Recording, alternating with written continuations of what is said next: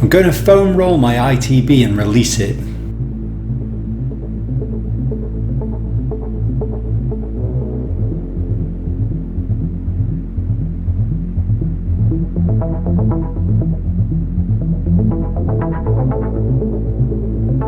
Now you hear this all the time. The ITB is called the iliotibial band and it runs down the side of your thigh, and it isn't a muscle, it's actually fascia.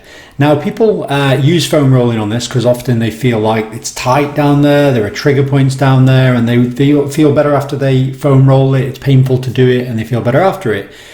But does this actually make sense? Because trigger points, for starters, can you get them in fascia?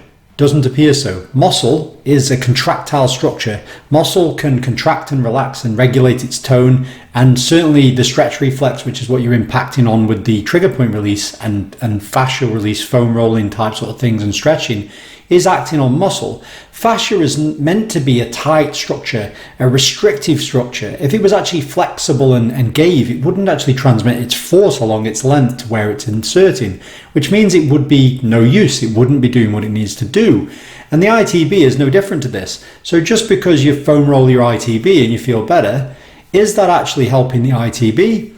Is it actually just relaxing the muscle beneath the ITB? Because bear in mind, the ITB is not super thick, and all of the quad runs underneath that. And is it in fact your quad, which is where your knottiness is? And is the ITB foam rolling actually imparting effects to the quad instead of actually your ITB? So what does the research on this kind of say? So they did a study where they actually measured the actual stiffness and the tautness of the ITB. They used shear wave elastography, which basically detected how much restriction there was in the tissue to detect an objective marker there for how tight or how stiff the actual ITB was. They tested it in a couple of different locations and also put the hip into different positions as well to see if it altered the actual measurements that they found with the elastography. So they measured the TFL area, so the tensor-fascial aorta, higher up area.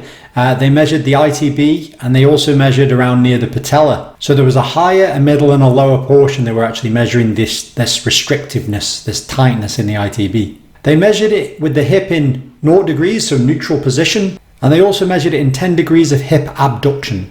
There was a control group, a foam roll group, and a stretching group. Now they did the foam rolling for 1 minute along the whole length of the ITB. They had 30 seconds rest and repeated this process 5 times through. So what did they find? So they found there was no difference in the measurements of the tautness of the tissue out of all 3 groups. So the control group versus the stretch group versus the foam roll group. And they also looked at the stretch group individually, where they measured it before the stretch and after the stretch, and they also found no differences there either in the ITB. So this shows you that you aren't influencing your ITB. You might feel like it influences your ITB, but it's actually not. It could be that it's a neurologically driven kind of feeling thing. It's not actually any less tight in real terms, but it might feel less tight. But then is it actually, as we mentioned at the start, is it actually the muscle beneath the actual ITB where you're feeling the tightness, where you're releasing the muscle and relaxing the muscle with that foam roll or with stretching or with whatever, and it's not the ITB? So when you say I'm going to release the ITB, it would appear maybe not. Maybe it's the muscle below. And I've said this for many years, and this research actually does now show that there is definitely this kind of component going on here.